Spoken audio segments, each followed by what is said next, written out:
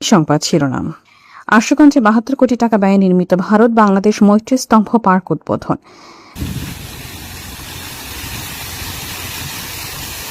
আজকে আমরা মৈত্রী স্তম্ভ শুভ উদ্বোধন করলাম। এটা মোটামুটি সকাল 10টা থেকে মোটামুটি 8টা পর্যন্ত রাখবো।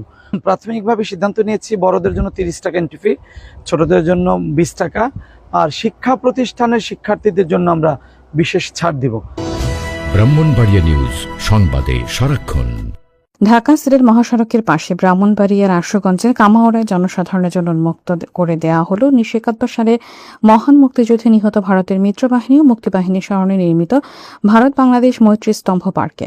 বৃহস্পতিবার 13 আগস্ট দুপুরে আশুগঞ্জ উপজেলার বাহাদুরপুর ও কামাওড়ার মাঝামাঝিতে বাসুতারা মৌজায় অবস্থিত পার্কটি অনাড়ম্বর পরিবেশে উদ্বোধন করেন ব্রাহ্মণবাড়িয়া জেলা প্রশাসক মোহাম্মদ আবু সাইদ। মুক্তিযোদ্ধা স্থানীয় প্রশাসনের কর্মকর্তারা জানান, 1971 সালে 8 ডিসেম্বর ব্রাহ্মণবাড়িয়া মুক্ত হওয়ার পর ভারতের ৪র্থ মাউন্টেন ডিভিশনের মিত্র বাহিনীর সদস্যরা ও মুক্তিবাহিনীর এস ফোর্সের প্রধান lieutenant colonel K M Shafiullah নেতৃত্বে যৌথভাবে আশুগঞ্জের দিকে এগিয়ে যাচ্ছিলেন।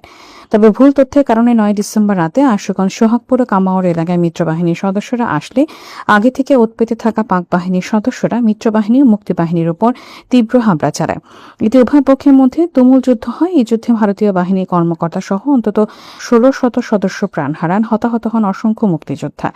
এই যুদ্ধে পাকিস্তানি বাহিনীরও ব্যাপক ক্ষয়ক্ষতি হয়। মহান মুক্তিযুদ্ধে ভারতের এই আত্মত্যাগের স্মরণে বাংলাদেশের মুক্তিযুদ্ধ মন্ত্রণালয় আশুগঞ্জে মৈত্রী স্মারক স্মৃতিস্তম্ভ পার্কটি 72 কোটি টাকা ব্যয়ে 3 একর 60% জায়গার উপর পার্কটি নির্মাণ করেন। প্রশাসনিক কর্মকর্তা সহ স্থানীয় মুক্তিযোদ্ধারা জানান, মূলত এই মৈত্রী স্তম্ভ স্মারকের মাধ্যমে নতুন প্রজন্ম মুক্তিযুদ্ধের সঠিক ইতিহাস সম্পর্কে আরও বেশি জানতে পারবে। পার্টির উদ্বোধন শেষে জেলা প্রশাসক মোহাম্মদ আবু সাইদ জানান, নির্মাণ কাজ শেষ হওয়ার পর উদ্বোধনের অপেক্ষায় থাকা পার্কটি দীর্ঘদিন ধরে অলস পড়ে আছে।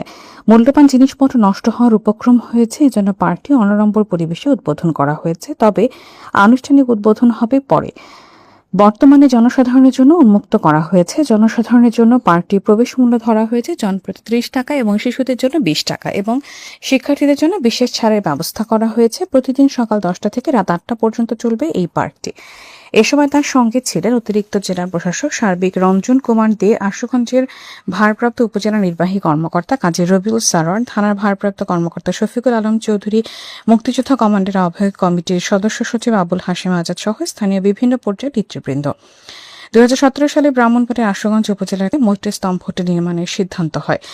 শুরুতেই প্রকল্পে ব্যয় ধরা হয় বাংলাদেশি অর্থে 16 কোটি টাকা, পরে তা বাড়িয়ে 72 কোটি টাকায় উন্নীত হয়।